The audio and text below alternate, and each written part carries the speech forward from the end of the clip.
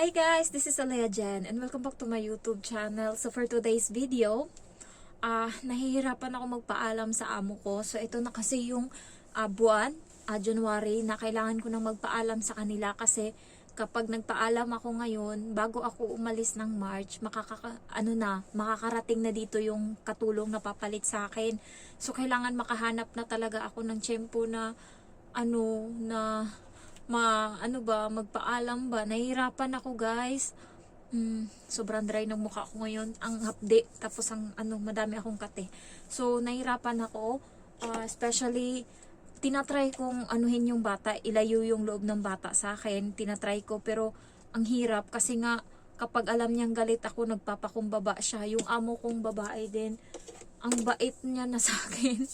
Alam mo yung hindi ko alam kung paano ko. Alam niyo nung ako yung nagbibigay ng advice sa mga, lalo na sa Indo, ang tapang-tapang pala nung Indonesia na umalis.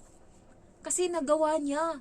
Talagang pinilit niya, talagang sumigaw siya, umiyak siya para payagan lang siyang umalis. Talagang nilaban niya. Ako ngayon, ang hina pala sa loob. Hindi mo talaga kaya. Kaya, nararamdaman ko na ngayon yung mga nararamdaman ng mga subscriber ko dati na nagchat-chat sa akin na ate, anong gagawin, ganto-ganto. Na parang akala ko dati, ang dali lang naman, ako tagaturo, ganito lang gawin mo. Yung parang, ang lakas-lakas ko ba, pero ngayon na ako na tong aalis, ang hirap pala. Sa totoo lang, mahirap siya, kasi andun yung natatakot ka. Takot ako, kahit sabihin yung ang dami kong alam, takot ako guys. Hindi nyo lang siguro napapansin, pero ilang ko na tong pinag-iisipan, takot talaga ako. Nakahanda na dyan yung bond paper ko sa taas, sulat na lang yung kailangan. Tapos, okay naman na, nakalipat na ako ng 3 kong bag na gamit, na natanggal ko na dito sa bahay, nadala ko na. So, sa susunod na linggo, may pasok uli yung bata. So, makakadiskarte uli ako ng labas ng mga gamit ko. Unti-untiin ko kasi hindi natin alam, baka biglang maging demonyo tong amo kong babae kapag nalaman niyang aalis ako. Kasi guys, simula dumating ako dito, naging sagana yung buhay nila kasi nga, dati kada 3 buwan, papalit na naman sila ng katulong kada 3 buwan kasi nga nilalayasan sila. Sino ba namang hindi lalayas kung wala kang pagkain? Wala siyang pakialam kung mamatay ka dyan o magutom ka sa wala silang pakialam. Ako, nagdidiskarte ako kaya nabubuhay ako dito kahit na wala akong pagkain dapat. Yung kung mag-aantay ka lang sa kanya, wala ka talagang asahan. Magugutom ka, mahimatay ka. Ang ginagawa ko, diskarte ako. Tapos nakikita niya naman akong kumakain, nayaan niya lang ako, wala naman siyang salita. Kaso nga lang kung ikaw baguhan, tapos syempre mag-aantay ka na pakainin ka, wala, hindi mo asahan, wala kang aasahan ganyan. Sarili niya lang yung isipin niya. Kaya kung bago ka dito, nung ilan yung mga katulong dito, 2 yung nahihingi ng food allowance sa kanya, tapos hindi niya binigay, hanggang sa nagdesisyon na lang yung katulong na umalis na. Siya din nagsabi niyan sa akin. Dati kasi matanda yung mga kinukuha niya para iwas selos, iwas issue. So mga tag 45 yung kinukuha niya. Kaso nakadalawa na siya na puro 45. Tapos hindi kayang sabayan yung ugali ng anak niya kasi nga sobrang hyper.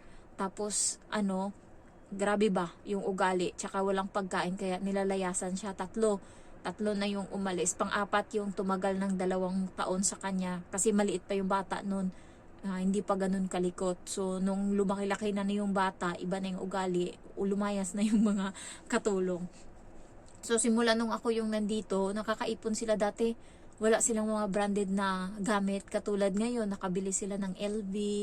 Ayan, dati wala. Kahit pantalon dati ng amo kong babae, butas yan, totoo.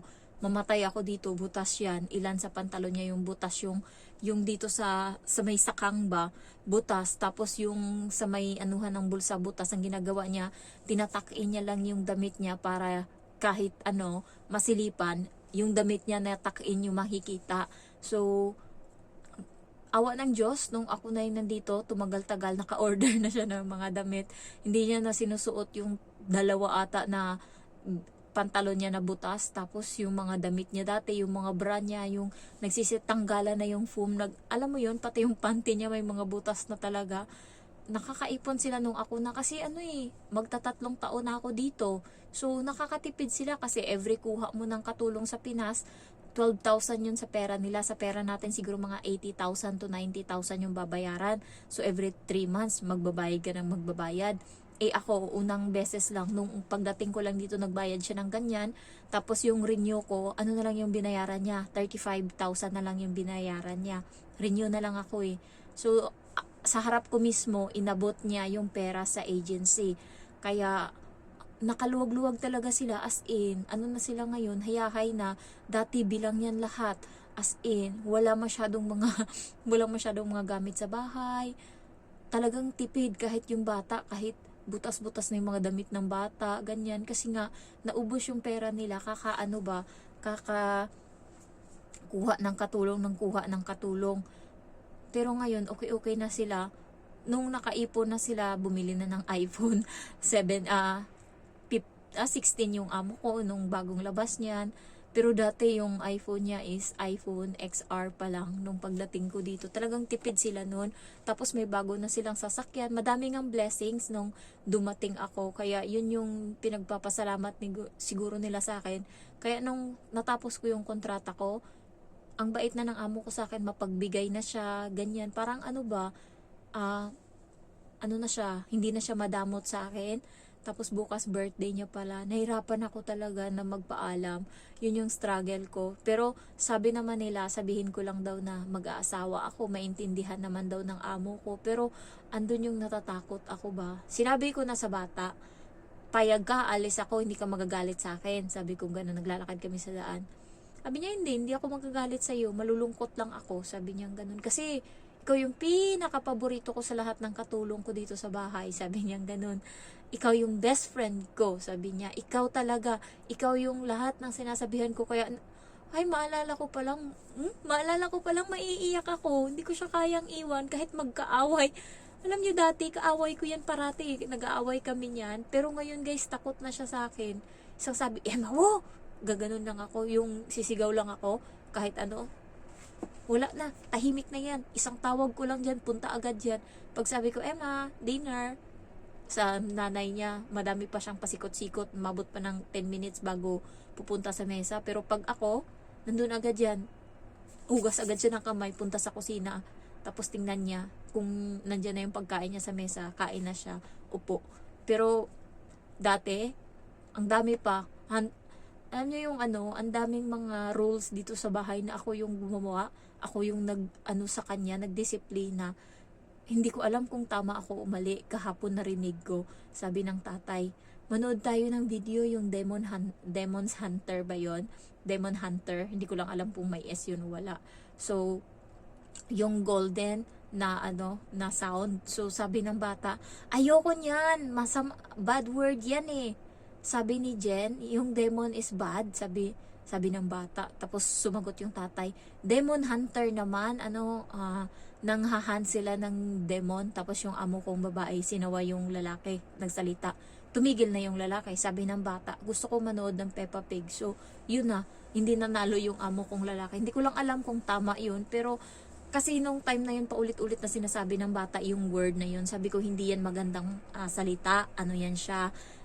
Evil. Sabi kong ganun. So, bad word yan. Ako yung nagtuturo sa kanya kung ano yung bad or hindi. Wala sila. Tinotolerate nila yung bata. Ako yung nagdidisiplina. Ako yung nagsasabi na huwag mong gawin yan, huwag mong gawin yan. Kasi, gusto mo ba wala kang regalo kay Santa kasi salbahe yan? Talagang nakikinig siya sa akin. Sa amo ko, wala. Kaya, pag alis ko siguro, sabi niya nga, ngayon Jen, simula ngayon, pag nagalit sila, magalit na rin ako. Sabi niya ganun. Sabi ko, sige, magalit ka, bahala ka dyan. Basta wag mo lang ako pagalitan, kayo patay ka talaga sa akin. Sabi niya, ikaw, okay ka na, hindi tayo mag-away. Sabi niya ganun. Sila, kasi I had enough, sabi niya ganun. 2,700 days na nila akong pinapagalitan, sabi niya. Talagang nagtatanim siya ng sama ng loob sa Tapos, isang beses pa, parang na-depress siya ba? Kasi 1 linggo siyang pinapagalitan ng mama niya tsaka papa niya. Sama naman kasi ng ugali niya. Tapos naglalakad kami sa daan. Ang tamblay niya. Tapos parang naawa ako. Sabi niya, Jen, nakakapagod yung pinapagalitan ako. Sabi niya, ang sama ng linggo sa akin ngayon. Sabi niya, halos parati akong pinapagalitan. Parati, ganun siya. Talagang naglalabas siya ng sama ng loob sa akin. Parang naano yung utak niya. parang sa isip-isip ko, ang bata pa nito, pero nakakaramdam na ng nadidepress siya. Sabi niya, alam mo, ang dami ko nang alam ngayon. Sabi niya, alam ko na yung Putonghua, yung Mandarin, yung salita ng taga-China. Alam ko na yung gantong word, sabi niya. Pero hindi ko sinasabi sa kanila. Ikaw lang yung sinabihan ko, sinasarili ko lang. Ayoko na makita nila na active ako, na magaling ako. Ayokong ipakita sa kanila na magaling ako, sabi niya ganun. Ang nakakaalam lang yung kaibigan ko, tapos ikaw. Ayoko kasi nakakapagod, sabi niya. Talagang, alam mo yung paiyak na siya, na nilalabas niya yung sama ng loob niya. Yung parang, siguro, pagka matanda-tanda na to, tapos pagalitan pa siya ng pagalitan, siguro maisipan niya na siguro tumalon sa building. Parang na-depress. Pagtingin ko sa kanya, nagulat ako, namumula na yung mata niya. So, hindi ko lang alam. Yan yung ikakatakot ng amo ko kapag wala na ako dito. Kasi wala nang magkokontrol sa bata, wala nang magsasabi ng bawal at mali. Hindi sila sinusunod ng bata, kahit sabihin pa nilang bawal yan. Hindi nakikinig yung bata sa kanila. Sa akin lang, yun yung nila. Siguro, alam nyo, pag magpaalam ako, magvi-video ako, itlagay ko lang sa bulsa, basta magpaalam lang ako. Hindi ko alam, baka hindi ako papansinin ng amo ko, magbabago na yung ugali niyan. Pero kailangan kong lakasan yung loob ko. Na lang ako, gusto ko magpaalam ng 2 months kasi nga, para makahanap sila ng katulong ba. Kasi sobrang bait din naman nila sa akin kahit wala akong sapat na pagkain. Pero sa ibang aspect or sa ibang bagay, hindi nila ako pinapabayaan.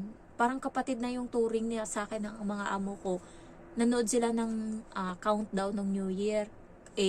Australia, alas 9 ata, New Year na sa kanila. So, may palabas sa YouTube, pinanood nila sa TV. So, nagka-countdown na.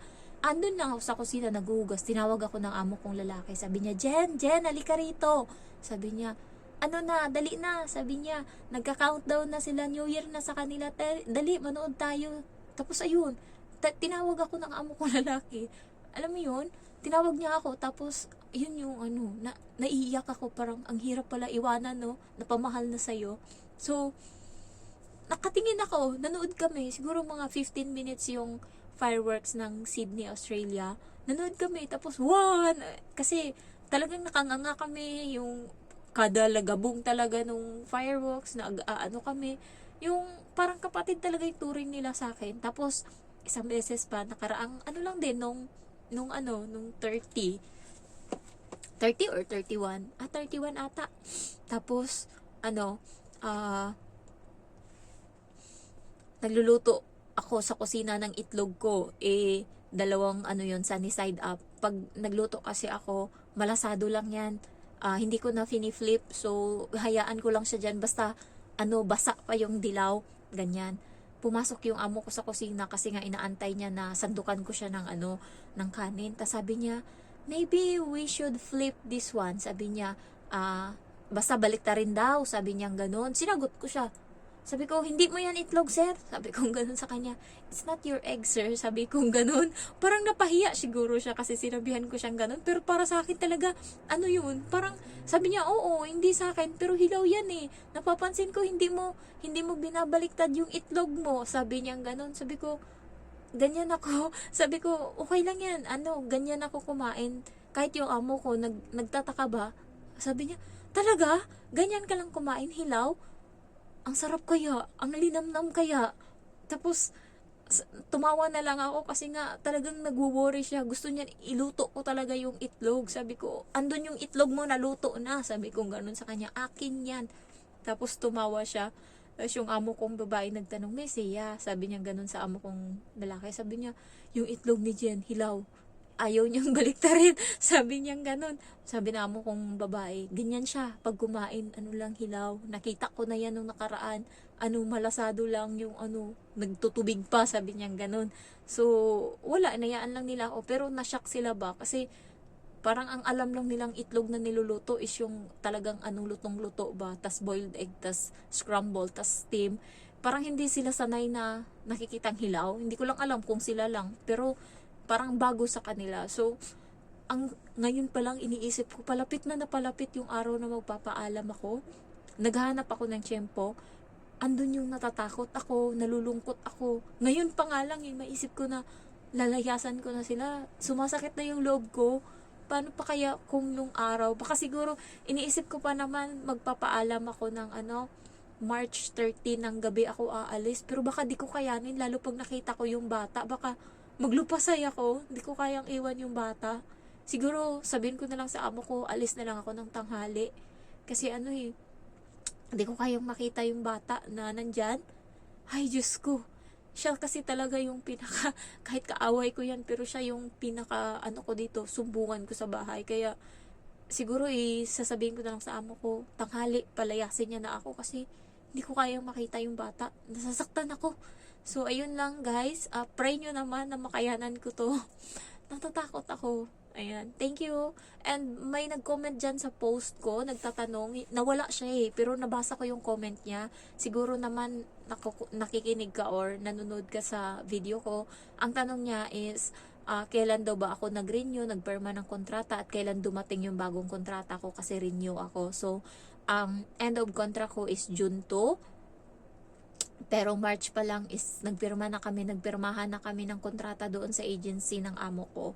So March yun, tas pinrases, tas May, pinapick up na sa akin doon yung paper. Sabi sa akin ng agency, andito na yung visa mo at nung bago mong kontrata, kunin mo na dito sa agency. Sabi niya ganon.